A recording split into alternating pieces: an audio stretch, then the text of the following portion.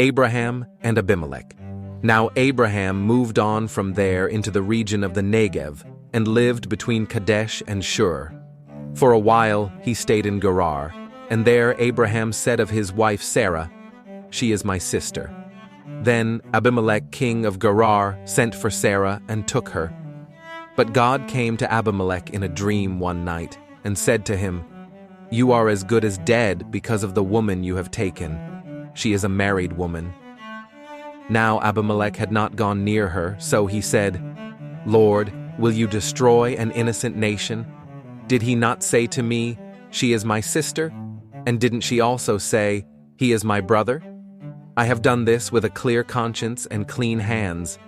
Then God said to him in the dream, "Yes, I know you did this with a clear conscience, and so I have kept you from sinning against me. That is why I did not let you touch her. Now return the man's wife, for he is a prophet, and he will pray for you, and you will live.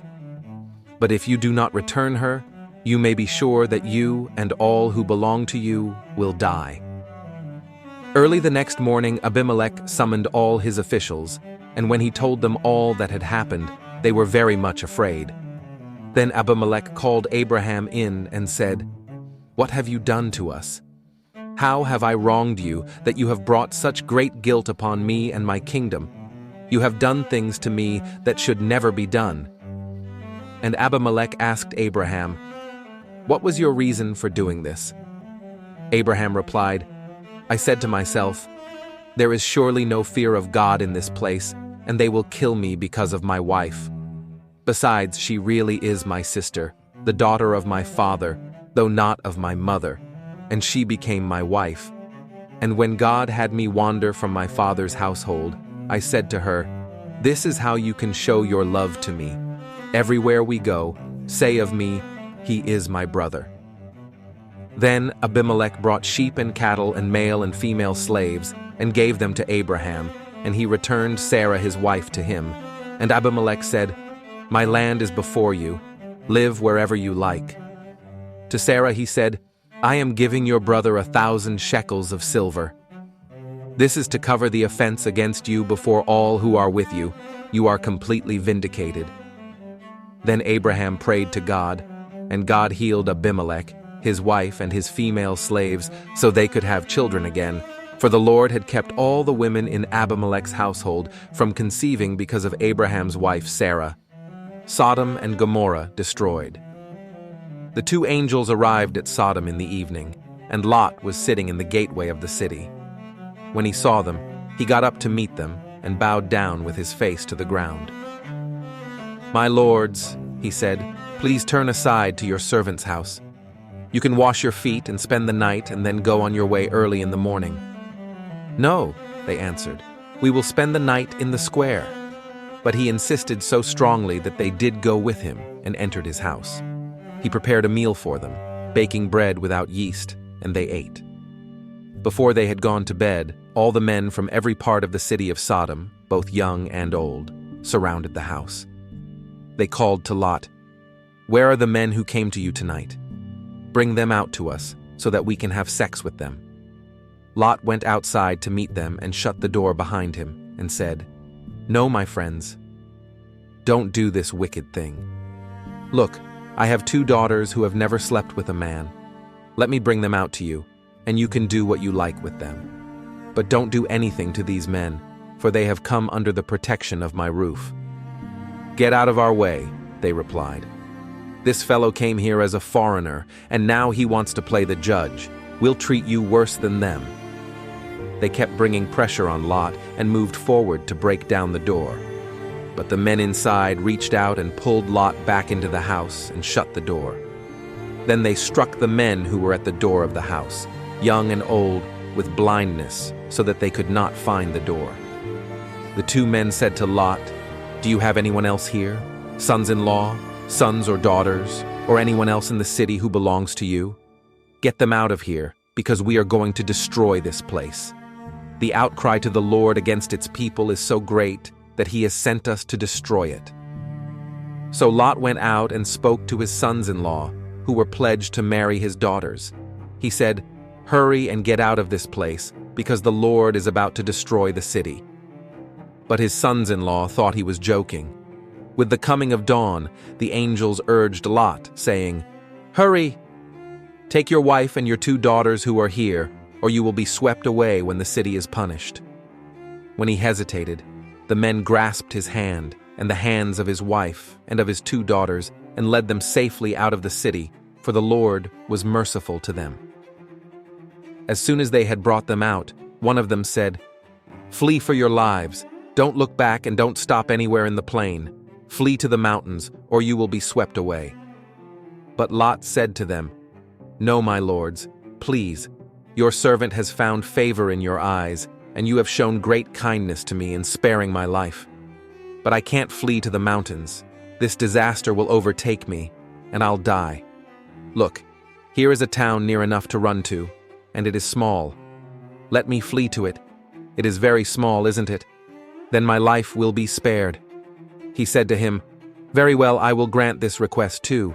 I will not overthrow the town you speak of, but flee there quickly, because I cannot do anything until you reach it." That is why the town was called Zoar. By the time Lot reached Zoar, the sun had risen over the land. Then the Lord rained down burning sulfur on Sodom and Gomorrah, from the Lord out of the heavens. Thus he overthrew those cities and the entire plain, destroying all those living in the cities, and also the vegetation in the land. But Lot's wife looked back, and she became a pillar of salt. Early the next morning, Abraham got up and returned to the place where he had stood before the Lord. He looked down toward Sodom and Gomorrah, toward all the land of the plain, and he saw dense smoke rising from the land, like smoke from a furnace. So when God destroyed the cities of the plain, he remembered Abraham, and he brought Lot out of the catastrophe that overthrew the cities where Lot had lived. Lot and his daughters. Lot and his 2 daughters left Zoar and settled in the mountains, for he was afraid to stay in Zoar. He and his 2 daughters lived in a cave. One day the older daughter said to the younger, "Our father is old, and there is no man around here to give us children, as is the custom all over the earth. Let's get our father to drink wine, and then sleep with him, and preserve our family line through our father." That night they got their father to drink wine, and the older daughter went in and slept with him. He was not aware of it when she lay down or when she got up. The next day, the older daughter said to the younger, "Last night I slept with my father. Let's get him to drink wine again tonight, and you go in and sleep with him so we can preserve our family line through our father." So they got their father to drink wine that night also, and the younger daughter went in and slept with him. Again, he was not aware of it when she lay down or when she got up. The 3 visitors. The Lord appeared to Abraham near the great trees of Mamre while he was sitting at the entrance to his tent in the heat of the day. Abraham looked up and saw 3 men standing nearby. When he saw them, he hurried from the entrance of his tent to meet them and bowed low to the ground. He said, "If I have found favor in your eyes, my lord, do not pass your servant by.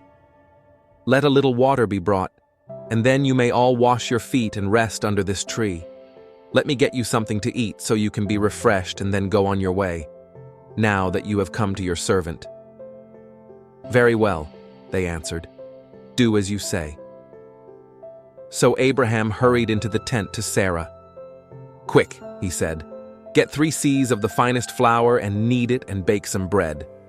Then he ran to the herd and selected a choice, tender calf, and gave it to a servant who hurried to prepare it. He then brought some curds and milk and the calf that had been prepared and set these before them. While they ate, he stood near them under a tree. "Where is your wife Sarah?" they asked him. "There in the tent," he said. Then one of them said, "I will surely return to you about this time next year, and Sarah your wife will have a son." Now Sarah was listening at the entrance to the tent, which was behind him. Abraham and Sarah were already very old, and Sarah was past the age of childbearing. So Sarah laughed to herself as she thought, "After I am worn out and my Lord is old, will I now have this pleasure?" Then the Lord said to Abraham, "Why did Sarah laugh and say, Will I really have a child now that I am old? Is anything too hard for the Lord? I will return to you at the appointed time next year, and Sarah will have a son." Sarah was afraid, so she lied and said, "I did not laugh." But he said, "Yes, you did laugh." Abraham pleads for Sodom. When the men got up to leave, they looked down toward Sodom, and Abraham walked along with them to see them on their way. Then the Lord said, "Shall I hide from Abraham what I am about to do? Abraham will surely become a great and powerful nation, and all nations on earth will be blessed through him. For I have chosen him, so that he will direct his children and his household after him, to keep the way of the Lord, by doing what is right and just, so that the Lord will bring about for Abraham what he has promised him." Then the Lord said, "The outcry against Sodom and Gomorrah is so great, and their sin so grievous, that I will go down and see if what they have done is as bad as the outcry that has reached me. If not, I will know." The men turned away and went toward Sodom, but Abraham remained standing before the Lord. Then Abraham approached him and said, "Will you sweep away the righteous with the wicked? What if there are 50 righteous people in the city? Will you really sweep it away and not spare the place for the sake of the 50 righteous people in it? Far be it from you to do such a thing, to kill the righteous with the wicked, treating the righteous and the wicked alike. Far be it from you. Will not the judge of all the earth do right?" The Lord said, "If I find 50 righteous people in the city of Sodom, I will spare the whole place for their sake." Then Abraham spoke up again, "Now that I have been so bold as to speak to the Lord, though I am nothing but dust and ashes, what if the number of the righteous is 5 less than 50? Will you destroy the whole city for lack of 5 people? If I find 45 there," he said, "I will not destroy it." Once again he spoke to him, "What if only 40 are found there?" He said, "For the sake of 40, I will not do it." Then he said, "May the Lord not be angry, but let me speak. What if only 30 can be found there?" He answered, "I will not do it if I find 30 there." Abraham said, "Now that I have been so bold as to speak to the Lord, what if only 20 can be found there?" He said, "For the sake of 20, I will not destroy it." Then he said, "May the Lord not be angry, but let me speak just once more. What if only 10 can be found there?" He answered, "For the sake of 10, I will not destroy it." When the Lord had finished speaking with Abraham, he left, and Abraham returned home. The covenant of circumcision. When Abram was 99 years old, the Lord appeared to him and said, "I am God Almighty. Walk before me faithfully and be blameless. Then I will make my covenant between me and you, and will greatly increase your numbers." Abram fell face down, and God said to him, "As for me, this is my covenant with you. You will be the father of many nations. No longer will you be called Abram. Your name will be Abraham, for I have made you a father of many nations. I will make you very fruitful. I will make nations of you, and kings will come from you. I will establish my covenant as an everlasting covenant between me and you and your descendants after you for the generations to come, to be your God and the God of your descendants after you. The whole land of Canaan, where you now reside as a foreigner, I will give as an everlasting possession to you and your descendants after you, and I will be their God." Then God said to Abraham, "As for you, you must keep my covenant, you and your descendants after you for the generations to come. This is my covenant with you and your descendants after you, the covenant you are to keep. Every male among you shall be circumcised. You are to undergo circumcision, and it will be the sign of the covenant between me and you. For the generations to come, every male among you who is 8 days old must be circumcised, including those born in your household or bought with money from a foreigner, those who are not your offspring. Whether born in your household or bought with your money, they must be circumcised. My covenant in your flesh is to be an everlasting covenant. any uncircumcised male who has not been circumcised in the flesh will be cut off from his people. He has broken my covenant." God also said to Abraham, "As for Sarai your wife, you are no longer to call her Sarai. Her name will be Sarah. I will bless her and will surely give you a son by her. I will bless her so that she will be the mother of nations. Kings of peoples will come from her." Abraham fell face down. He laughed and said to himself, "Will a son be born to a man 100 years old? Will Sarah bear a child at the age of 90? And Abraham said to God, "If only Ishmael might live under your blessing." Then God said, "Yes, but your wife Sarah will bear you a son, and you will call him Isaac. I will establish my covenant with him as an everlasting covenant for his descendants after him. And as for Ishmael, I have heard you. I will surely bless him. I will make him fruitful and will greatly increase his numbers. He will be the father of 12 rulers, and I will make him into a great nation. But my covenant I will establish with Isaac, whom Sarah will bear to you by this time next year." When he had finished speaking with Abraham, God went up from him. On that very day, Abraham took his son Ishmael and all those born in his household, or bought with his money, every male in his household, and circumcised them, as God told him. Abraham was 99 years old when he was circumcised, and his son Ishmael was 13. Abraham and his son Ishmael were both circumcised on that very day. And every male in Abraham's household, including those born in his household or bought from a foreigner, was circumcised with him.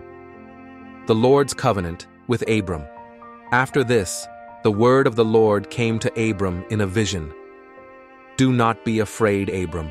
I am your shield, your very great reward." But Abram said, "Sovereign Lord, what can you give me since I remain childless, and the one who will inherit my estate is Eliezer of Damascus?" And Abram said, "You have given me no children, so a servant in my household will be my heir." Then the word of the Lord came to him. "This man will not be your heir, but a son who is your own flesh and blood will be your heir." He took him outside and said, "Look up at the sky and count the stars, if indeed you can count them." Then he said to him, "So shall your offspring be." Abram believed the Lord, and he credited it to him as righteousness. He also said to him, "I am the Lord, who brought you out of Ur of the Chaldeans to give you this land to take possession of it." But Abram said, "Sovereign Lord, how can I know that I will gain possession of it?" So the Lord said to him, "Bring me a heifer, a goat, and a ram, each 3 years old, along with a dove and a young pigeon." Abram brought all these to him, cut them in two, and arranged the halves opposite each other. The birds, however, he did not cut in half. Then birds of prey came down on the carcasses, but Abram drove them away. As the sun was setting, Abram fell into a deep sleep, and a thick and dreadful darkness came over him. Then the Lord said to him, "Know for certain that for 400 years your descendants will be strangers in a country not their own, and that they will be enslaved and mistreated there. But I will punish the nation they serve as slaves, and afterward they will come out with great possessions.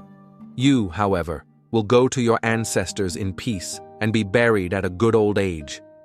In the 4th generation, your descendants will come back here, for the sin of the Amorites has not yet reached its full measure." When the sun had set and darkness had fallen, a smoking firepot with a blazing torch appeared and passed between the pieces. On that day the Lord made a covenant with Abram and said, "To your descendants I give this land, from the Wadi of Egypt to the great river, the Euphrates, the land of the Kenites, Kenizzites, Cadmonites, Hittites, Perizzites, Rephates, Amorites, Canaanites, Girgashites, and Jebusites, Hagar and Ishmael." Now Sarai, Abram's wife, had borne him no children, but she had an Egyptian slave named Hagar. So she said to Abram, "The Lord has kept me from having children. Go, sleep with my slave. Perhaps I can build a family through her."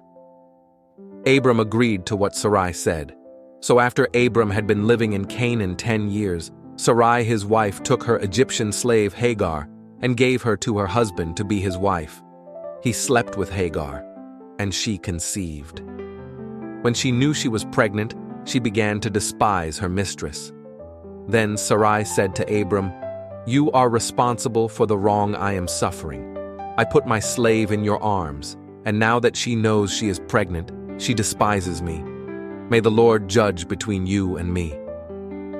"Your slave is in your hands," Abram said. "Do with her whatever you think best."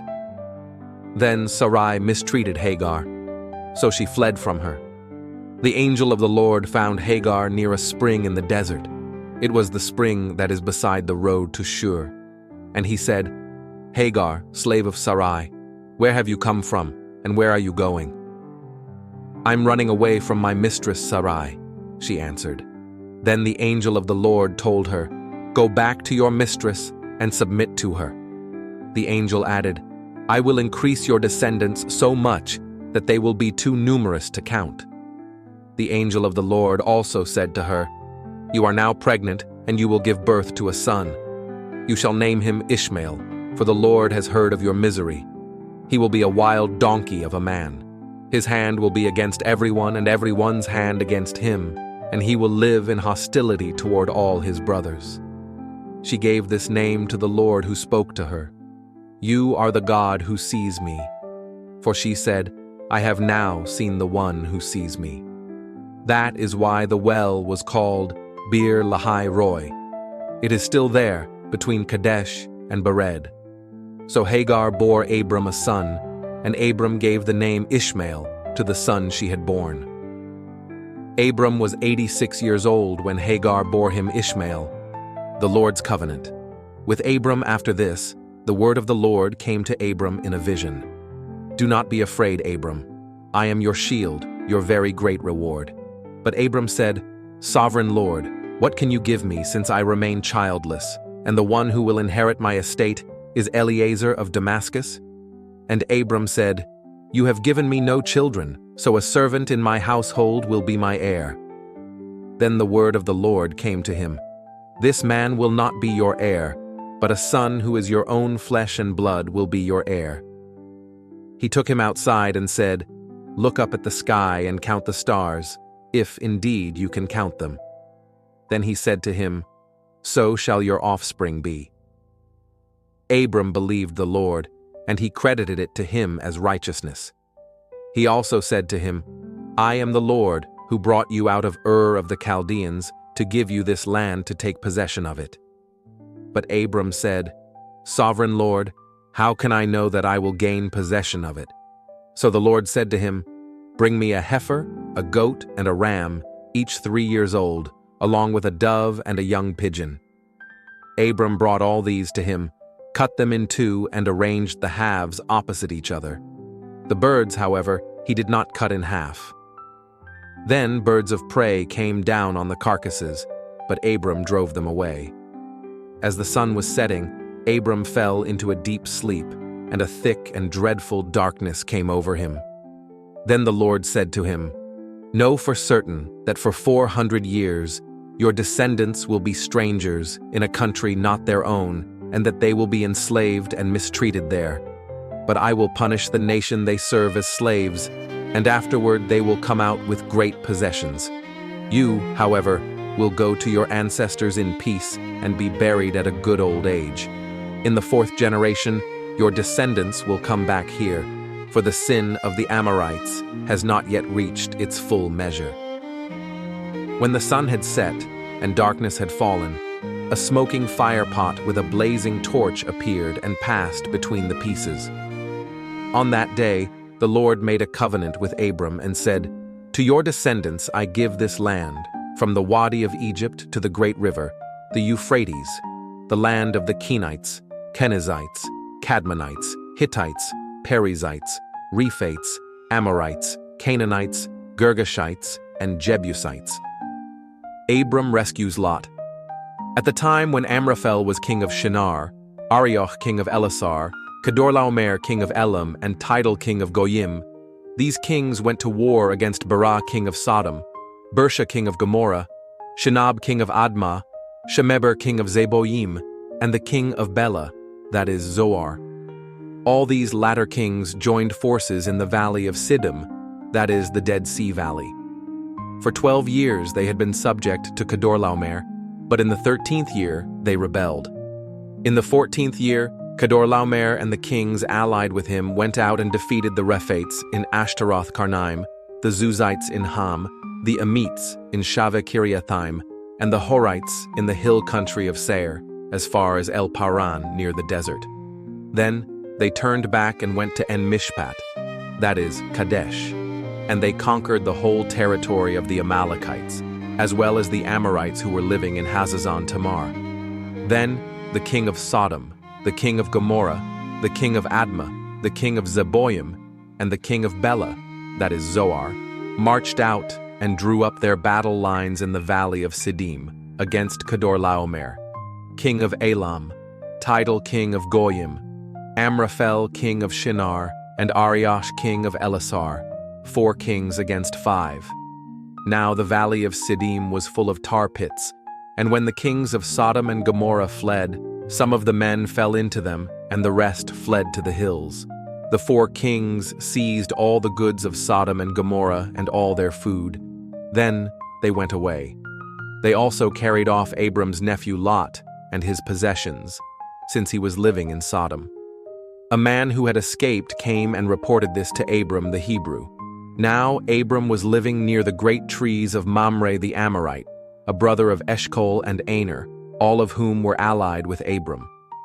When Abram heard that his relative had been taken captive, he called out the 318 trained men born in his household and went in pursuit as far as Dan. During the night, Abram divided his men to attack them, and he routed them, pursuing them as far as Hobah, north of Damascus. He recovered all the goods and brought back his relative Lot and his possessions, together with the women and the other people. After Abram returned from defeating Kedorlaomer and the kings allied with him, the king of Sodom came out to meet him in the valley of Shaveh, that is, the king's valley. Then Melchizedek king of Salem brought out bread and wine. He was priest of God Most High, and he blessed Abram, saying, "Blessed be Abram by God Most High, creator of heaven and earth, and praise be to God Most High, who delivered your enemies into your hand." Then Abram gave him 1/10 of everything. The king of Sodom said to Abram, "Give me the people and keep the goods for yourself." But Abram said to the king of Sodom, "With raised hand I have sworn an oath to the Lord, God Most High, creator of heaven and earth, that I will accept nothing belonging to you, not even a thread or the strap of a sandal, so that you will never be able to say, 'I made Abram rich.' I will accept nothing but what my men have eaten and the share that belongs to the men who went with me, to Aner, Eshcol, and Mamre. Let them have their share." Abram and Lot separate. So Abram went up from Egypt to the Negev, with his wife and everything he had, and Lot went with him. Abram had become very wealthy in livestock and in silver and gold. From the Negev, he went from place to place until he came to Bethel, to the place between Bethel and Ai, where his tent had been earlier and where he had first built an altar. There Abram called on the name of the Lord. Now Lot, who was moving about with Abram, also had flocks and herds and tents. But the land could not support them while they stayed together, for their possessions were so great that they were not able to stay together. And quarreling arose between Abram's herders and Lot's. The Canaanites and Perizzites were also living in the land at that time. So Abram said to Lot, "Let's not have any quarreling between you and me, or between your herders and mine, for we are close relatives. Is not the whole land before you? Let's part company. If you go to the left, I'll go to the right. If you go to the right, I'll go to the left." Lot looked around and saw that the whole plain of the Jordan toward Zoar was well watered, like the garden of the Lord, like the land of Egypt. This was before the Lord destroyed Sodom and Gomorrah. So Lot chose for himself the whole plain of the Jordan and set out toward the east. The 2 men parted company. Abram lived in the land of Canaan, while Lot lived among the cities of the plain, and pitched his tents near Sodom. Now the people of Sodom were wicked and were sinning greatly against the Lord. The Lord said to Abram after Lot had parted from him, "Look around from where you are, to the north and south, to the east and west. All the land that you see, I will give to you and your offspring forever. I will make your offspring like the dust of the earth, so that if anyone could count the dust, then your offspring could be counted. Go, walk through the length and breadth of the land, for I am giving it to you." So Abram went to live near the great trees of Mamre at Hebron, where he pitched his tents. There he built an altar to the Lord, the call of Abram. The Lord had said to Abram, "Go from your country, your people and your father's household to the land I will show you. I will make you into a great nation, and I will bless you. I will make your name great, and you will be a blessing. I will bless those who bless you, and whoever curses you I will curse, and all peoples on earth will be blessed through you." So Abram went, as the Lord had told him, and Lot went with him. Abram was 75 years old when he set out from Haran. He took his wife Sarai, his nephew Lot, all the possessions they had accumulated, and the people they had acquired in Haran, and they set out for the land of Canaan, and they arrived there. Abram traveled through the land as far as the site of the great tree of Moreh at Shechem. At that time, the Canaanites were in the land. The Lord appeared to Abram and said, "To your offspring I will give this land." So he built an altar there to the Lord who had appeared to him. From there he went on toward the hills east of Bethel and pitched his tent, with Bethel on the west and Ai on the east. There he built an altar to the Lord and called on the name of the Lord. Then Abram set out and continued toward the Negev. Abram in Egypt. Now there was a famine in the land, and Abram went down to Egypt to live there for a while because the famine was severe.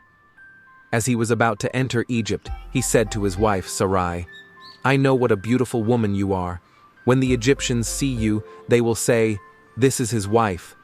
Then they will kill me, but will let you live. Say you are my sister, so that I will be treated well for your sake, and my life will be spared because of you."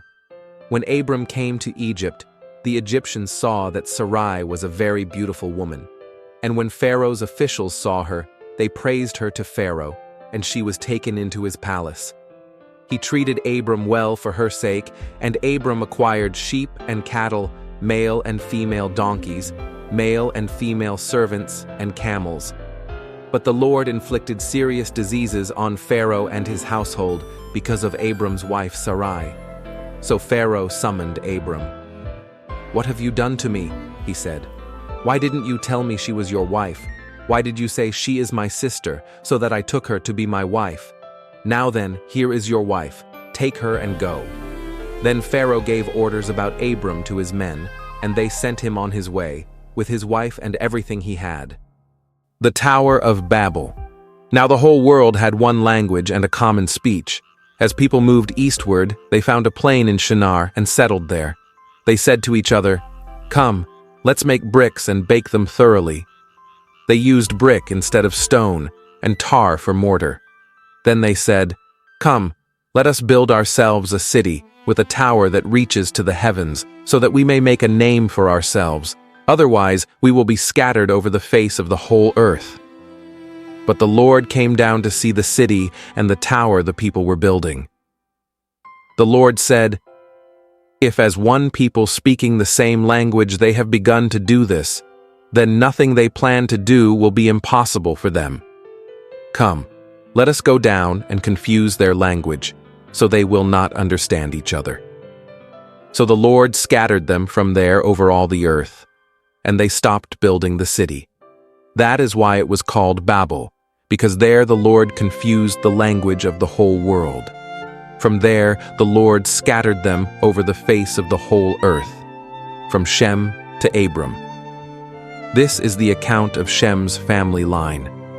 2 years after the flood, when Shem was 100 years old, he became the father of Arphaxad, and after he became the father of Arphaxad, Shem lived 500 years and had other sons and daughters.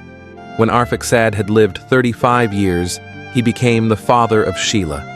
And after he became the father of Shelah, Arphaxad lived 403 years and had other sons and daughters. When Shelah had lived 30 years, he became the father of Eber. And after he became the father of Eber, Shelah lived 403 years and had other sons and daughters.